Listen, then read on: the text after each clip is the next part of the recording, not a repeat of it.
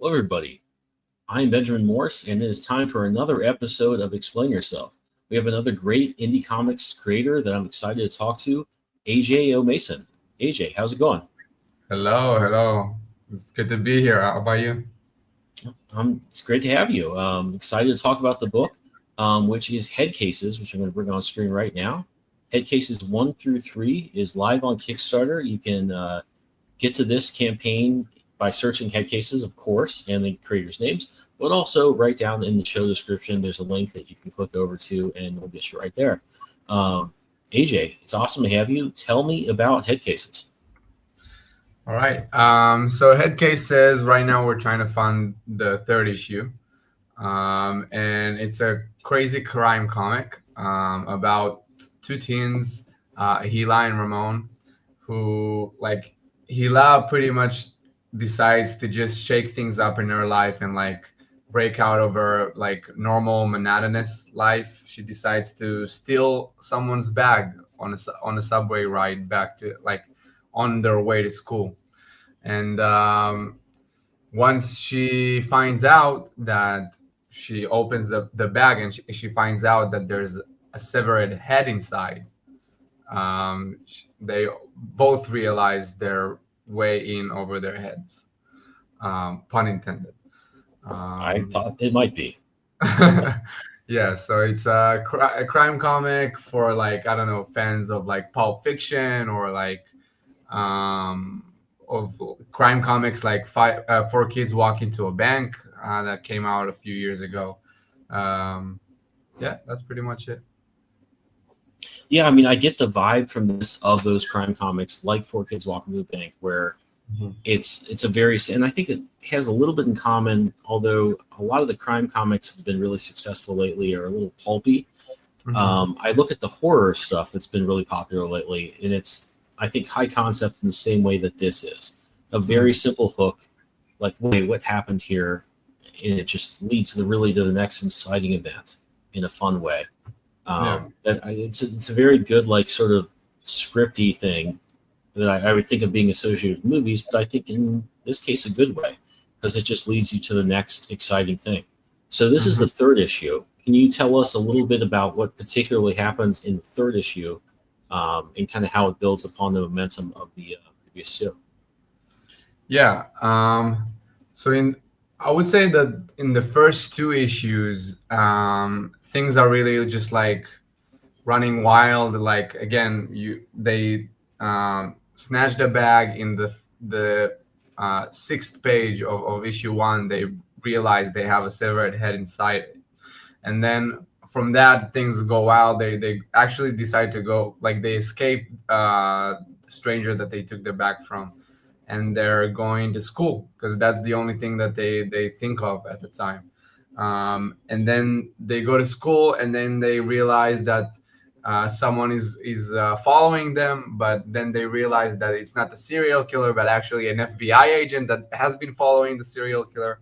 And again, things go really wild from there. And I think issue 3 kind of gets deeper, and actually you find out finally, like, why is there a severed head inside?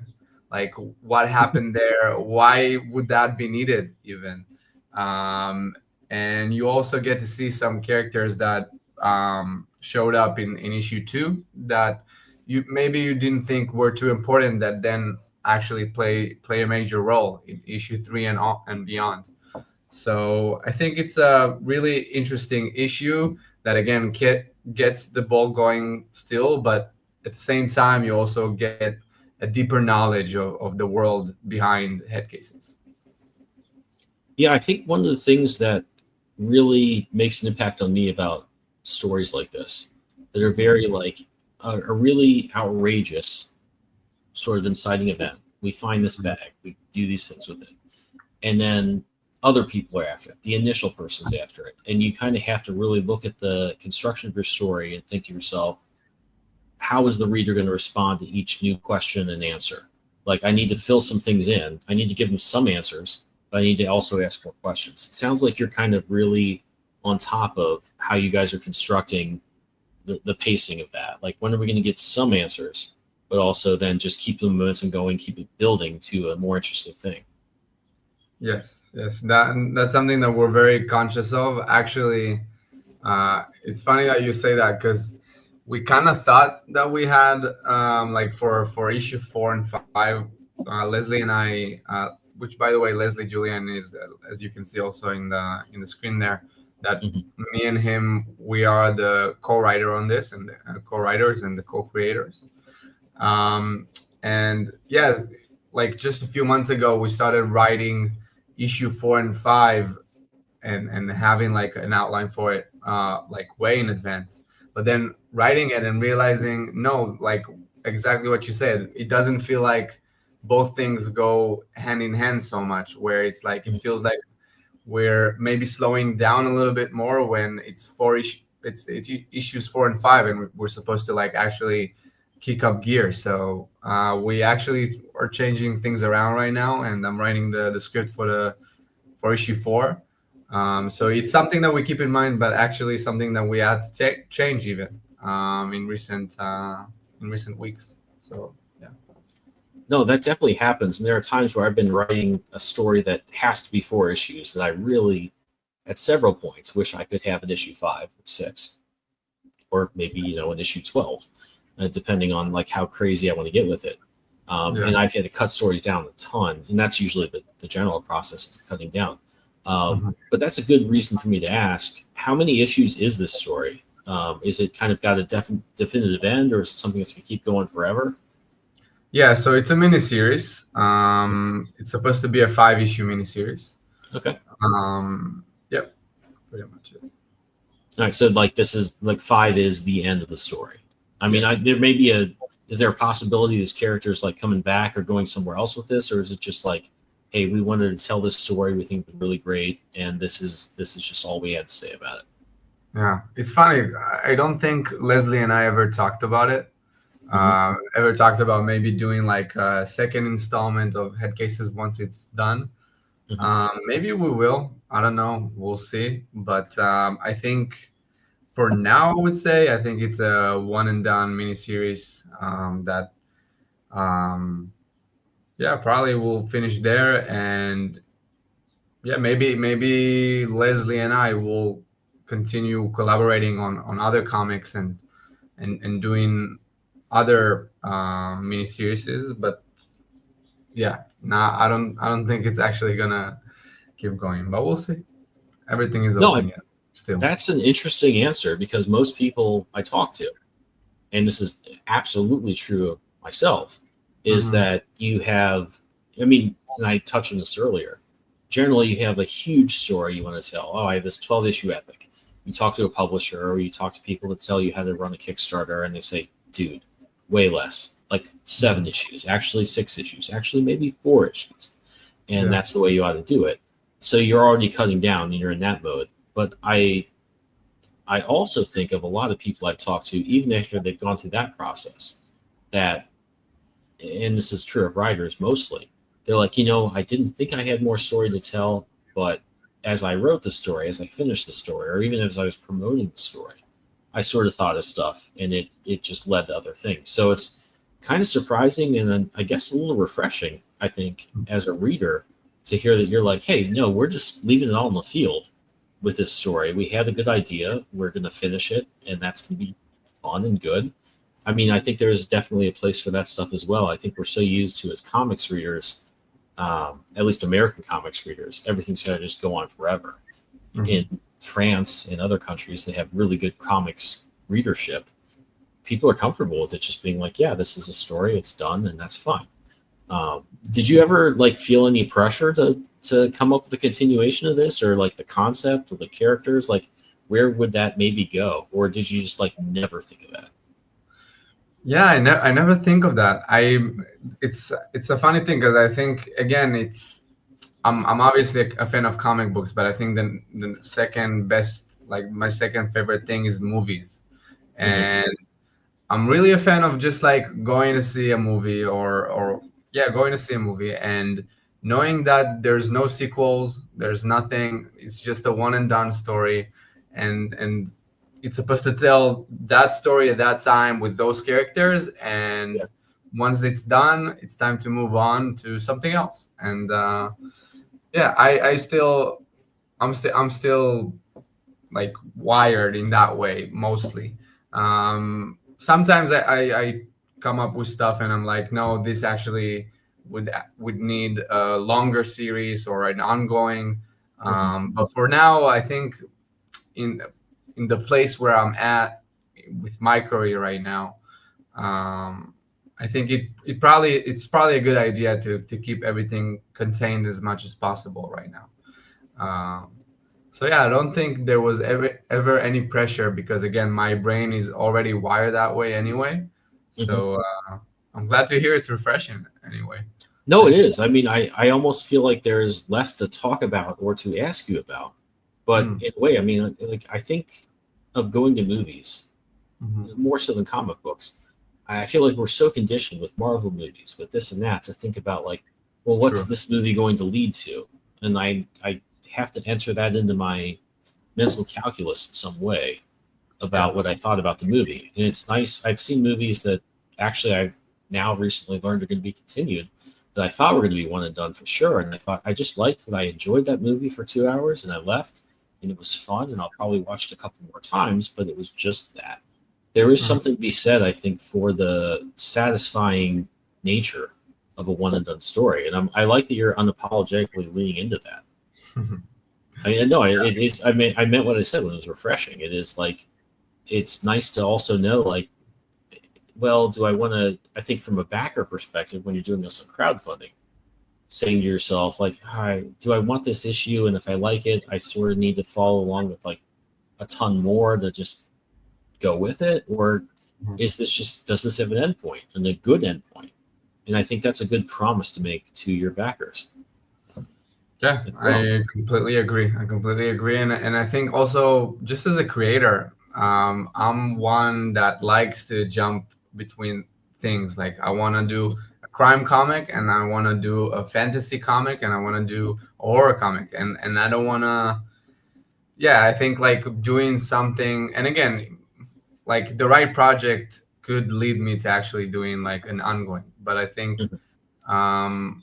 yeah, just like as a creator, I also like jumping between things. So That's another thing that as a creator, to me, like I'm not as big a fantasy fan as I am sci-fi or crime. Mhm. Like, but there are genres I like more than others. But I also think about as approaching things as a creator, readers think like, oh wow, it's crazy the guy that did a crime comic could do a sci-fi comic. And to me, I'm like, no, that's crazy. That's just all the same process.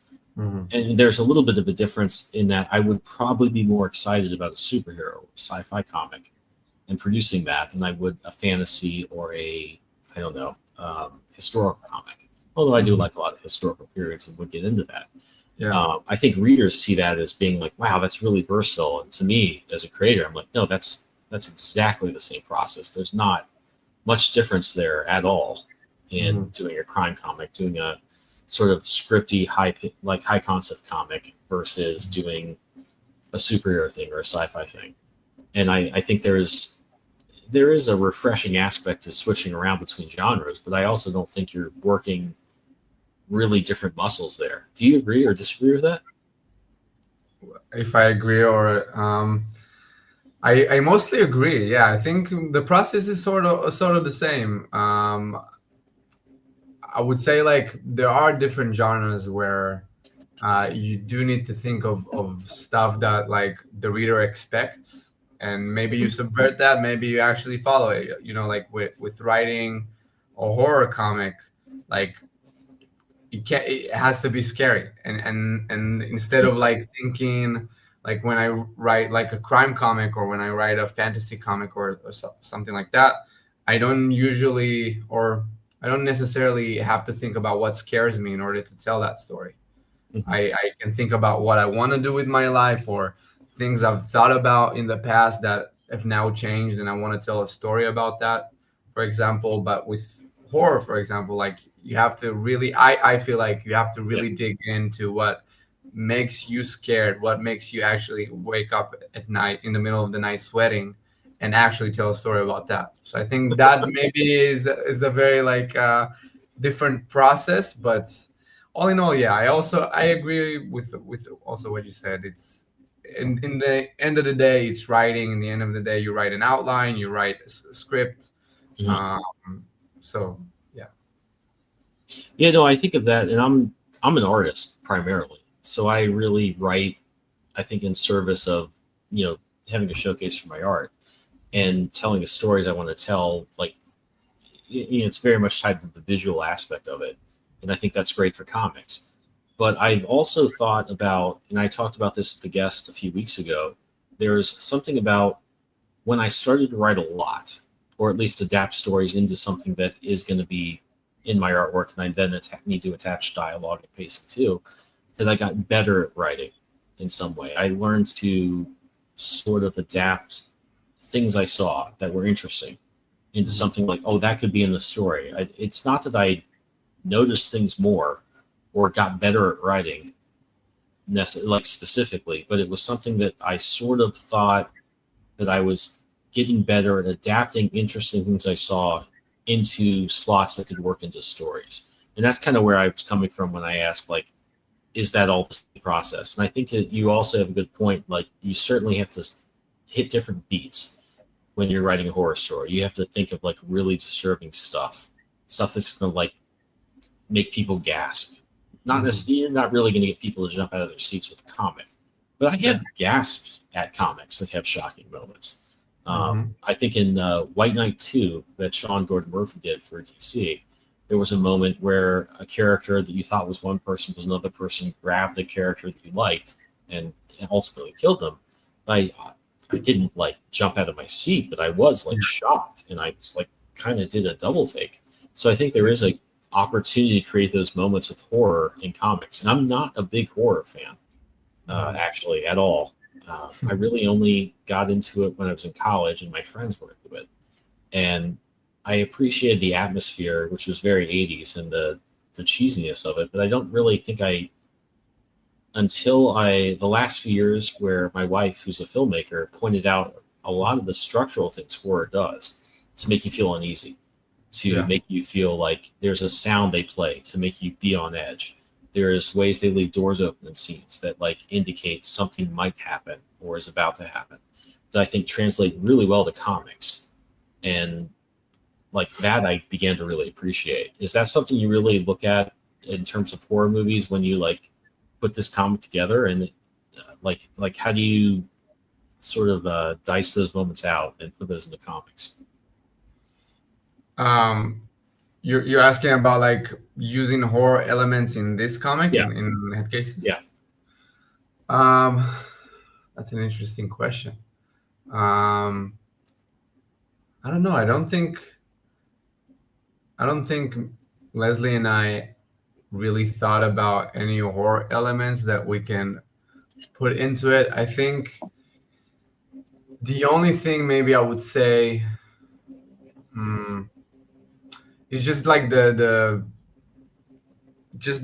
idea that Hila and Ramon, they're basically two normal kids who are now in really, really deep shit. Like, I hope I can cuss on this show. I did that accidentally the other week, so I can't really say anything. I said the but exact same curse word. I'll try to do a little bit less. But yeah, I think there's something scary about that. Like, I don't know if you can really relate to Ramon and Hila, at least in the first few pages, where they're talking about life, and you hear Hila talking about how life is boring to her, and then like you see in the screen, you open the bag and you see like something so hideous like this. I think maybe that is like maybe an horror element to it, where they realize, and then obviously as the book continues, they continue to get that feeling that now they're in a life and death situation where they didn't think that was that beforehand. They just thought, okay, I'm gonna do something a little crazy just for fun, just to get my adrenaline going, which again is also crazy in its own right. But then they do that anyway because they're teenagers and they're a little like they're a little rash to make decisions, even if they're really shitty ones. And then and then they realize, okay, now it's a life and death situation. People get killed. I could get killed. What does that even mean? Now a serial killer is after us. Like, that's really scary stuff. Having to, like, if I have to think about it, if it happens to me. So maybe that's something I would say would be a little bit of a horror element into this comic. But I don't think there's too many, honestly. Well, that's actually the scene that we have on screen right now is kind of what made me think to ask the question. Is that was a very, I think of David Fincher's Seven, where there are like shocking moments that I think are somewhere in the line between crime and horror, but I think definitely fall within the category of jump scares. And this was a really good comics jump scare, which I think is tough to do. So I thought that was like, oh, that was cool. That was a really fun moment. And I think that's something I really point out to myself when I'm reading comics, especially comics from indie people that we're talking to, that find ways to, and I think that being an indie artist makes you do this, find ways to introduce those really memorable moments, that sort of page turn, which is I think what we had from like here to here, that just makes this memorable. Like, you're going to remember, in the same way I described that Batman comic earlier, you're going to remember that moment where they were like, what's in here? And then here it was. And there's also like so much detail that makes, I think, this scene really tangible. The maggots in the face, what I assume are perfume bottles to make this like smell less bad. There's a lot of clues there. There's a lot to bite onto that I think you guys really thought out. And I think that's what makes this really impactful. How much did you guys talk about that? And I know you have a co-writer here. Like, what was that process about, and how did you really formulate moments like this? First of all, thank you. Like, really, thank you for saying that. Leslie and I, it was a very conscious choice. We wanted to grab readers by the throat, like in the first 6 pages, like tops. And yeah, like you said, we wanted to make them, like, we wanted to the readers to remember this. Like, we wanted the readers to, again, it's a very high concept comic. So I think at least in my point of view, with a high concept story, you need to bring the high concept as soon as possible. So that's something that we thought could be really cool to just open with that. And if you just look at the store, like the comic book store, or if you're looking through Kickstarter and you come and you come across this comic and you see a preview, actually there's also this preview that you're seeing on Kickstarter. There's one in Global Comics that we put out when issue 1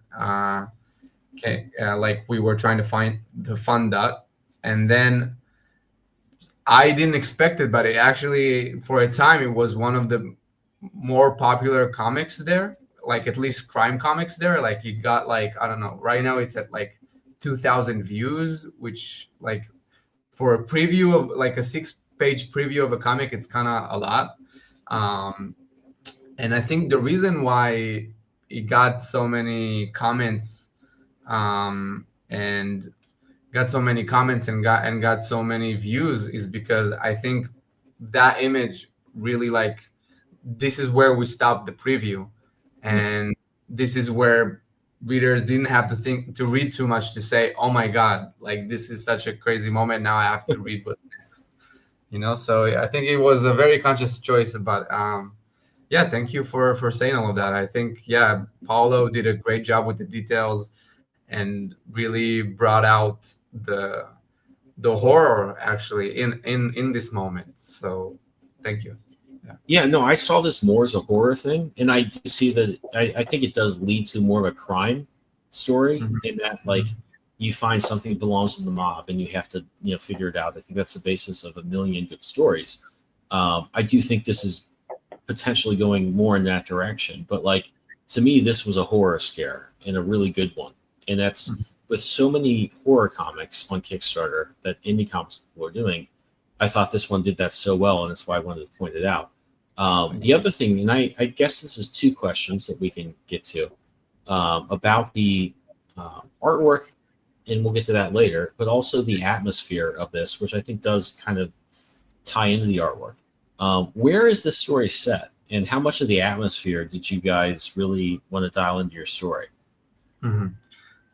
So it takes place in New York in 1999. Okay. So they don't have any like iPhones and stuff like that. And I like it's currently we're imagining it as like a story that takes place over one day, over 24 Mhm. hours. So you start the day with like this issue one early in the morning, 7 a.m. when Ila just decides to snatch the bag, and then Mhm. as it goes along, it moves into the afternoon and night and so on and so forth. Um, and then you also get to explore a different side of New York. Like at first, it's just New York City, and then later, I don't want to spoil it just yet, but later you find out that it's not just taking place in New York City. There's actually a different place in New York, the New York State that we're going to, which I think could maybe get people potentially excited or weirded out, which is also a good reaction to have. So yeah. So you're saying they actually take the step and they go to Staten Island. That's what you're saying. No, close. It's actually there's a, like again, I don't think people would expect that, and I think that was what was funny to me and Leslie with that place that we picked, because you don't picture this place. Um, you don't think, okay, this place is actually going to take place in a crime comic, especially a crime comic that again starts in New York City, in the subway, and you think, okay, it's probably going to stay there, and then it Yep. goes to a completely different direction while still maintaining the crime elements and the crazy elements of this comic. So I think again, and actually to promote issue three, I think in issue three you finally get to that place. So if you want to see what the place I'm talking about, going back to comic. I very much do. And I'm a big, so I moved to New York City about, gosh, probably 15 years ago now. And then I Mhm. now live upstate, but I love New York City and I love New York City history.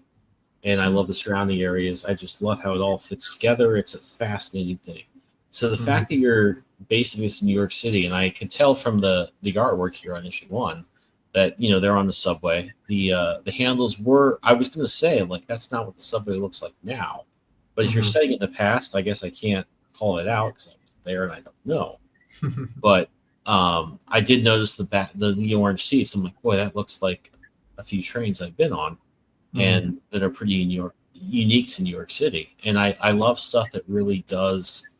I love stuff that involves itself in a certain place and really sets itself there. It gets the details right, and not necessarily for the sake of getting the details right, just to brag about it, but to immerse you in an atmosphere, to give you like a sense that you're going to a different place. That's fun. That's why we like going to Tatooine. And when we watch Star Wars, it's like it's different, it's fun, and it's atmosphere. That's why I like Blade Runner. Mhm. And I love stuff that really loving New York City and loving eras of New York City that I've only experienced on like movies and stuff. I love seeing stuff that picks up on that, and that's what I kind of got from this. But I'm super intrigued, and I'm not going to ask you where they go because I would like people to back your comic. But I'm very intrigued to see, you know, where that goes. And actually, what told me that you did your research was the yellow line here. Uh, Mhm. that I've stepped on that line. It has texture to it in real life, but like I know that is a New York City subway line. It's Yeah. there, and it's meant for you not to trip over. So like it's really cool to see details like that in a comic that I almost gloss over because I'm familiar with them, and that's a sign that you've done it really well. And I think your artist has done it really well. But like I want to ask you a little bit more about your artist. We're going to take a quick break here and play a couple messages before we get to that, and we will start with this one. Click that mouse and warp into All Ages of Geek's website, your ultimate portal to everything geek culture. Here you'll find articles that speak your language, from the latest anime buzz to the coolest tech trends. Our mission? To celebrate geekdom in all its glory. Whether you're a gamer, a comic enthusiast, a 90s kid, or an anime aficionado, we've got something for you. Dive deep into them with All Ages of Geek.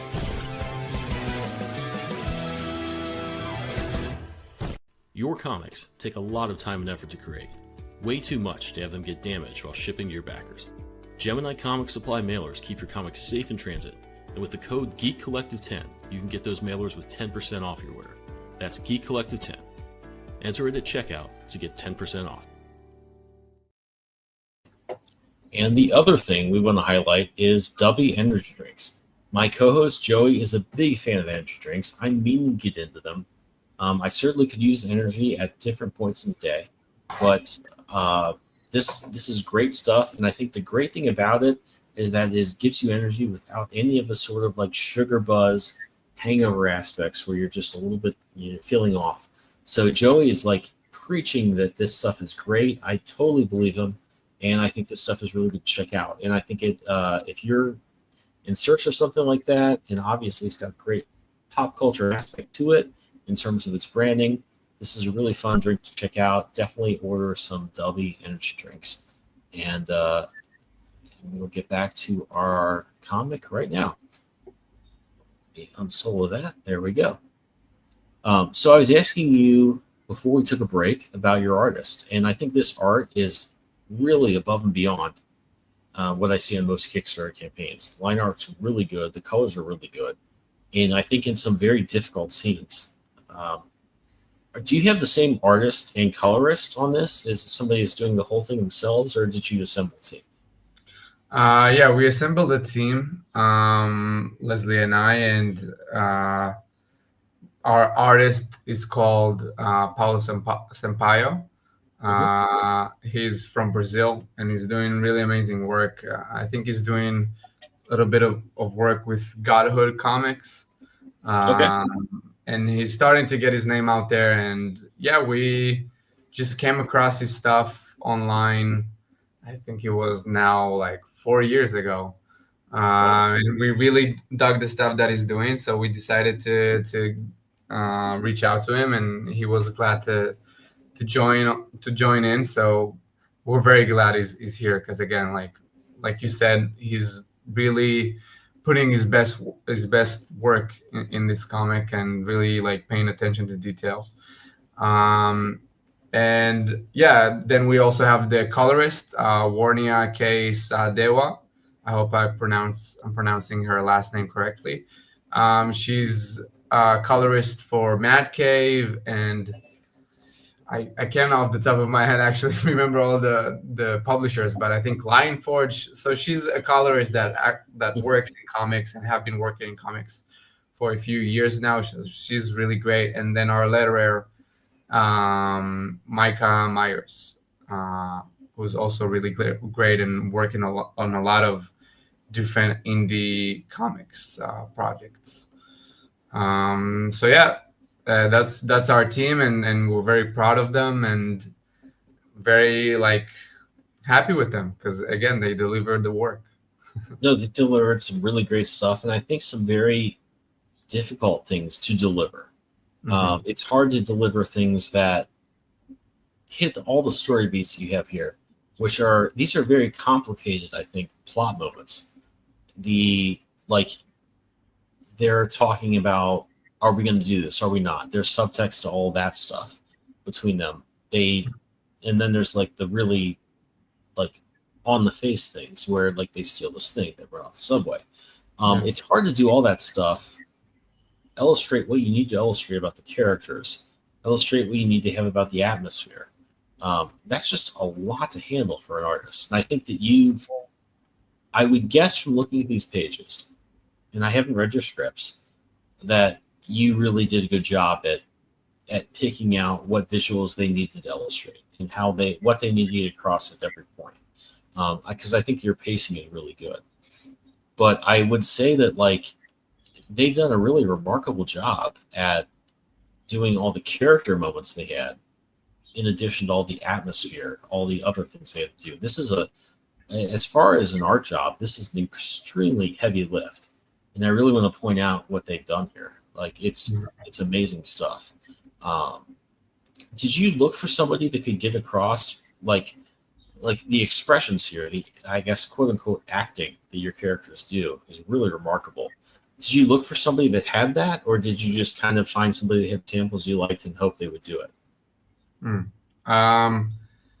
Leslie and I went through a lot of artist portfolios. Not that we did like any open calls or anything. We just went online and started looking for some artists, and then we came across Paulo's portfolio. I don't even remember how, but I think in terms of the acting and like the specifics, I don't like, for me it comes instinctively, I would say.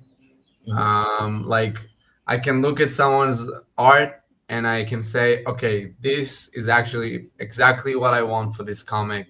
Like, let's reach out. And that was exactly what it was with Paulo. We came across his portfolio, looked at it, and again, I don't remember exactly what Leslie and I were talking about, but I think it was very instinctively where we both went, okay, this is the artist, and this is how we can, like, this is the art that we might possibly want, the art style that we might possibly want for this comic. So yeah, then we reached out, and again, he was very, very, very quick to reply and said he was interested and said he's really into it. And then things kicked off from there. You know, being on Discord with other indie comics creators who are mostly writers, the fact that artists are just quick to respond is just a huge plus. And as an artist, I'm also kind of on the, the artist side, and I want to say to myself and to other people, like, well, gosh, we have to draw, like it takes time, and we don't always have time to get back right away. But I do think that there are so many friends of mine who are writers who are just like, artists disappear. They don't get back to you. They don't update you. And it's a pretty awkward space to be in as a writer and as someone who's producing a comic and crowdfunding it. So I think that you can't really overstate how important it is as an artist to have good communication skills and to get back to your writers, get back to your clients. I mean, that's essentially how it works. And I think that's important that you guys found somebody that you felt comfortable with based on the communication. And I also think the work is just so remarkable that you really, I think there's a comics quote that you have to be, as an artist, fast, nice to deal with, and very, very good. And you need to be 2 of the 3. I think nowadays you really need to be 3 of the 3. It's just so hard to get by. And I think artists need to really pay attention to that. It's really interesting to hear about how you assembled your team, and you found a great team and put that together. I kind of want to ask you a little bit of it because we're on the marketing side of things. You're on issue 3 of this comic. You've done a few campaigns before. Is there anything you learned from previous campaigns that you kind of tried to apply to this one? Wow, that's a good question. I would say preparing, like just knowing, okay, this is when we post this is when we post that, like coming up with a lot of ideas for things to post about, things to talk about when it comes to promoting the comic and the Kickstarter campaign. And actually also getting on podcasts like Explain Yourself and explain ourselves and try to best communicate the comic, the idea for the comic, and hoping that people connect with it. But I think other than that, is for me at least, it was to think about like really cool rewards, like what would, like if I was the backer right now or a potential backer, what reward would make me say, okay, like I don't care about anything else. I don't care that I'm currently in debt in my bank account. Like I'm getting this comic. I'm kidding, obviously, but you know what I mean. Like I think yeah, that's something that I really like started thinking about more as I got more experienced with fundraising comics. Um, yeah, I think that's probably that. Well, no, I think that's the most important thing that anybody could take away from the marketing aspect of things is not really getting the nuts and bolts of it, although that is really important, but just to step back, think about this as if you were a backer, as if Yeah. you're someone who just came across this, or as if you were someone who saw this once or twice, was kind of interested, but saw it again and has seen a new image or a new angle on it that has made it interesting. And I think that that's the most valuable thing people can take away from. Like I love talking about the creation of comics. I love talking about influences on my comics and like artists that inspired me, writers that inspired me, or how ideas get put together. But I think there's a really big point where you have to like look at it not just to talk about business because that's not terribly interesting, but what is interesting to look at it and put yourself in the mind of someone who's like potentially going to buy your comic. But I think moreover, put yourself in the mind of what made you like comics. What made when you were walking past the newsstand and picked up an issue of Daredevil, which is what I did, and just was like, "Oh my God, this is great! I love this! I can't get enough of it. I need to get more." That's the impulse I think we need to all recapture, and I think that's the. I try to make that the foremost thing in my mind when I'm trying to put things out of my campaign. I want it to be fun. I wanted to recapture that feeling, and I look at this campaign header image you have. This to me it says so much, and I also appreciate the stuff on in your story. The your characters are strike back. They're doing something interesting there. That when I look at the previous parts of the story I've seen, where they're really essentially not over their heads, they're coming out. And I think that's what makes the image so fun, and I think really attractive. Did you? How did you pick this particular campaign image? Sorry, Benjamin, you're a little cut off, like the image Oh, sorry. and the sound. I don't know if it's on my end or. Okay, my bad. Yeah, All good. I'm down to one bar, but I can hear you pretty good. Okay. So what was the question again? It was like a little. Oh, the question again was: I really love. To sum it up, I really love thinking of images that capture interest, and that made me like want to pick up comics when I saw it at the newsstand. I think the headline image you have here is really strong, and says a lot about the characters and the situation they're in, and how they're going to react to it. How did you pick out this particular campaign headline image? So the headline image is basically obviously from the cover for issue 3, and we came up with the image for the cover. I think it was mainly Leslie. Actually, I want to give a credit to him because he was thinking about like maybe because in issue 3 you realize that there are actually cults involved in all of this fiasco. Oh. Yeah. So I have gotten a few spoilers out of you here. What? Sorry. I have gotten a few spoilers out of you here. A little bit. I think like it's kind of you have to talk about this, but because it's so great because again like there are cults involved in this, and Leslie thought of this particular image. I mean, obviously, Paolo took it and actually like blew it out of the park and did stuff that we also didn't really think of. But and also the colors that Warnia did for this piece.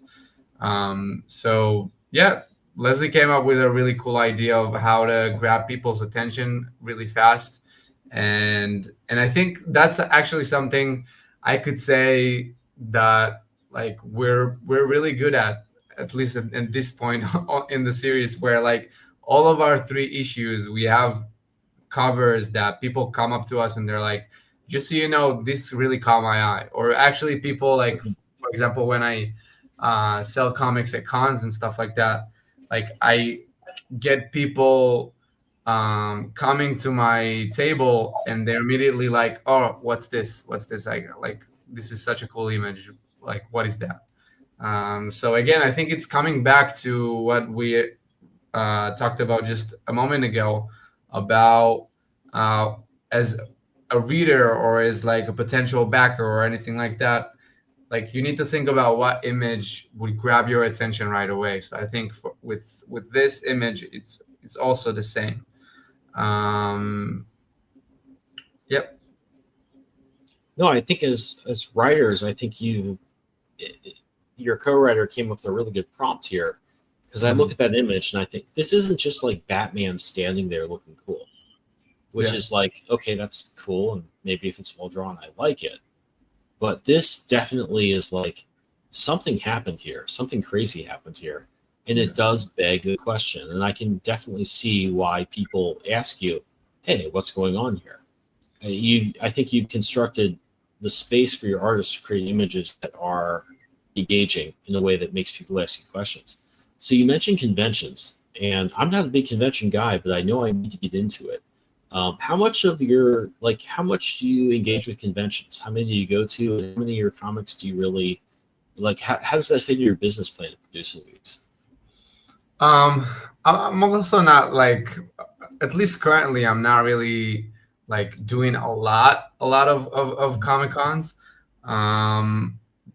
Like a few years ago, I actually did a lot more of, but not from the creator side of like setting up a table and stuff like that. It was actually more just me going to a lot of Comic Cons and trying to break in and trying to like give people my comics and saying, hey, I'm a new creator, and like I would really appreciate this if you can read it. And if you got a job, let me know, yeah, but I can't say that I'm doing too much. And mostly when I do, it's like small cons or like, I don't know, backyard sales that my friends do, or like people that I know of do. Yeah, so I can't speak too much on Comic Cons, but hopefully as things progress and this more issues come out from head cases, and I have another project that I'm really excited about that's gonna release from Top Shelf that I'm really excited about. That I think once I have that, I'll have more of things to sell, and then maybe I'll get more into Comic Con. No, that's what I hear about a lot of creators, because a lot of people I talk to that are indie comics are very dialed into the convention circuit, and they are essentially selling their back catalog. They have new stuff. Obviously, they're excited about that and want to promote it. But the thing that makes it possible for them to do is they have a ton of back catalog to sell that they can just print out, do new runs of with minimal costs, and that makes it worth doing. So I think there's kind of a bar where if you don't have enough to sell, you have to pay for a hotel, you have to pay for, if you're traveling, you have to pay for the table. There's a lot of costs there, and you really have to have enough there to sell to make it worth it. And that's kind of been my hurdle as a creator. Like, I don't know if I have enough to, I don't know if I want to like truck up to Poughkeepsie and do this and that, and then also pay for the table. So there is kind of, I think, a bar there that has to do with content, having enough content. Yeah, I get that. I really get that, and I relate to it. I think for me, at least right now in my career, like I wanna wait to the feeling where I feel like you said, I have enough of a back catalog that I can like, and that I'm feeling confident about at least like not losing any money from all of the expenses. So I really get what you're saying. But I think again, there's also something to say about just the experience, at least like, you could lose like money doing this sometimes, but I mean, also just making comics, you lose money doing this sometimes. as a writer, also as an artist, because again, you waste time, and sometimes time is money. Like 100%. It takes a lot of time to draw a comic. yeah. So I think sometimes it's, again, there's something to say about the experience, like going to a con, paying for that hotel, staying at a hotel, like waking up early in the morning, setting up a table, doing the comic book selling, doing the like people approaching your table, people that you never saw, never interacted with before, telling you, hey, what's this about? Or like thinking about how can I sell it to them in a way that would make them want to buy it. um, there's a lot to think about, and I think a lot to experience, great things to experience when going to cons. So I would recommend any comic book creator to actually do it at least once, to say I did it. And then again, if it's not feasible, I totally get that. People need to survive in the end of the day. There's logistical stuff there, certainly, depending on how close you are to things, how good you are at doing that stuff, like all that. It's tough to do. But like I have noticed, because as someone who did not really think of that initially as part of my business plan at all, I found so many creators who are like, no, that's actually my foremost thing. They do Kickstarter a little bit, but generally they're selling it at the cons. That's just way too big to ignore. And I think that's something that if you're a creator that's like me, like, oh, I want to do things online, I want to do it on Kickstarter, to see people doing really good stuff all out there is pretty remarkable, and I think just has to be noticed and I think taken into consideration. Yeah. I want to say, just like I think it was yesterday, I was listening to a podcast featuring Robert Kirkman, and he was talking about how to indie comics creators, it's actually like really hard. It's like another different job to find an audience for your comic, because you start the comic, especially if you're doing it especially if you're doing it alone, or you're doing it with like just one partner. You're building this world, you're like just doing stuff that excites you, and stuff that is really interesting to you, and the story that you want to tell. And then now that it's done and you need to like possibly make some money out of it, now you need to think about like how do you connect people to it. And it's really difficult. It's again, like Robert Kirkman said, it's a whole different job. It absolutely is. Yeah. So I have we're running late, but I have one more question I want to ask you that I think is pretty pertinent to the business, but also kind of the creative side. You have a co-writer on this, and how much of that was like, what benefits did you see from like co-writing creatively, but also like co-writing in terms of like, now you have two people who need to promote this comic with different fan bases, different social media reaches. Like, how much benefit did you see from collaborating in that way, creatively, and also from sort of the marketing side of things? Creatively, I would say, again, it's just another person that you can talk to about the story, another person that you can develop the story with together, which always helps, because I can speak to my experience when I first started out. It was just me writing the comics, and then like approaching artists, and they would make my comic come alive. But then like I said, I have this graphic novel series coming from Top Shelf, but it actually started as a deal with IDW, and that was my first experience working with an editor on the graphic novel, and they had some like notes and stuff like that. And I remember feeling like, oh my god, like I came up with this, why people have notes about what I like about my story and stuff like that. And I really struggled with that in the first few months actually of working on this. So I think, but now I'm so actually addicted to it. I'm so like, tell me what's wrong about what I've written. And sometimes it still hurts my feelings, like it still hurts my ego of saying, I thought that was good, but I guess I didn't get the point across so well. And I think, again, creatively with Leslie, it's really that, like, we bounce ideas off of each other. He can tell me he can tell me about an idea. I can tell him, maybe not. Let's not do that. He does the same for me, and it just makes a better comic, a stronger comic that grabs people's attention. So that's on the creative side.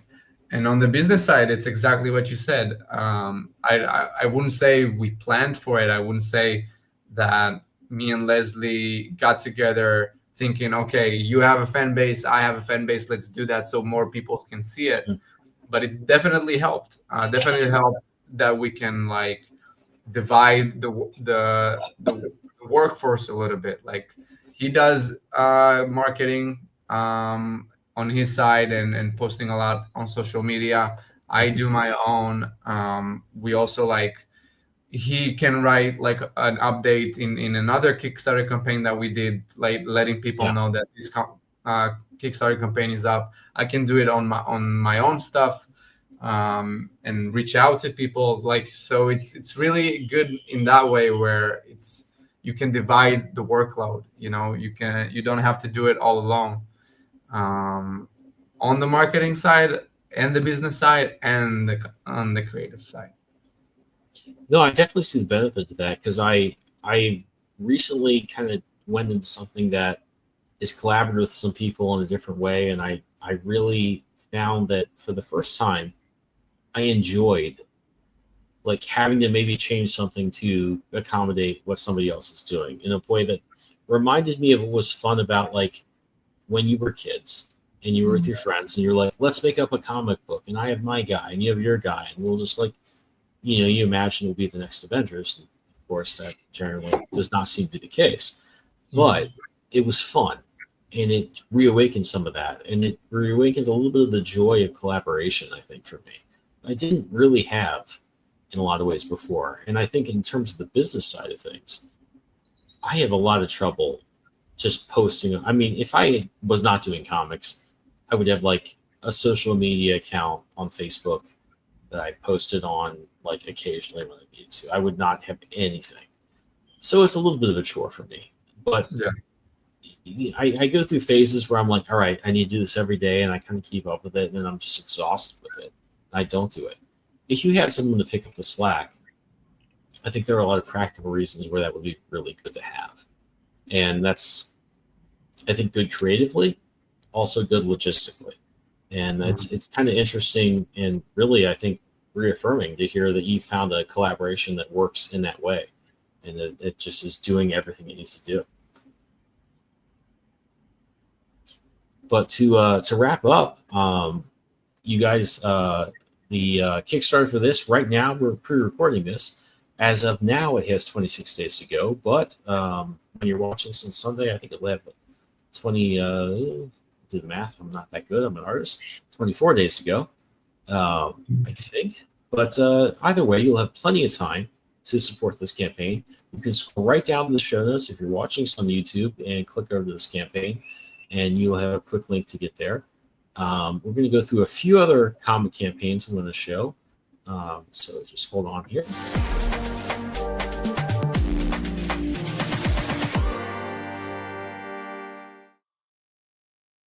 The first one is I Need Your Skin, Book 1. This is from my co-host, Joey Galvez, who worked on this with Alan Dunford and the team at responsible for a lot of other cool comics. This is kind of a cool, high-concept horror comic. It's like A24 meets like sort of shock horror stuff. It's really fun. I've seen not only this comic and done a cover for it, which you can see right here, but I've also like heard about the plans they have for what the story is going to go and lead to, and it is really fun. So this one has closed out, but it is still available for late pledges. So if you can get over to this one, if you're into this stuff, I mean, this one right here is my cover, but I really actually love this Magnolia S cover. It's probably my favorite. This one is Yeah, I gotta say, my second favorite. It's really great. All the covers are great. The art, as you can see right here, is amazing. So you're going to get some really good interior artwork here. And I just can't say enough about not just the story that you're seeing here, but also what this story is leading to. I think it's going to be incredibly fun. It's going to be a really good indie comics experience. It's exactly the type of thing that crowdfunding comics exists to support. So definitely want to head over there and check this one out if you can. Next one I need to promote is Remember Part 3, the intense jaw-dropping finale. This one's a really cool, intense, like super intense crime comic. It's kind of a multi-generational sort of revenge epic. It reminds me a lot of True Detective, but it has a lot of modern, cool, sort of neon-soaked vibes, as you can see here. I'm going to be working on the cover for this issue as soon as I get done with this podcast. But it's a lot of fun, and I think definitely want to check this one out too. If you're into True Detective, if you're into crime stories, I think you're going to really like this one. The last one I need to promote is my comic, Are Scarlet Twilight Cobalt Crisis Part 1. It's essentially a combination of, if you're a big fan of Secret Wars or Crisis on Infinite Earths, you're going to love this comic. And what it is essentially those things combined with the golden age of comics, the sort of pulpy 1940s early Batman Superman stuff, the early JSA. If you took something like the stuff that happens in Crisis, combine that with the vibe and sort of the simplicity and, I guess, directional simpleness and earnestness of 1940s comics, that's what you're going to get here. So I think it's going to be a really fun comic.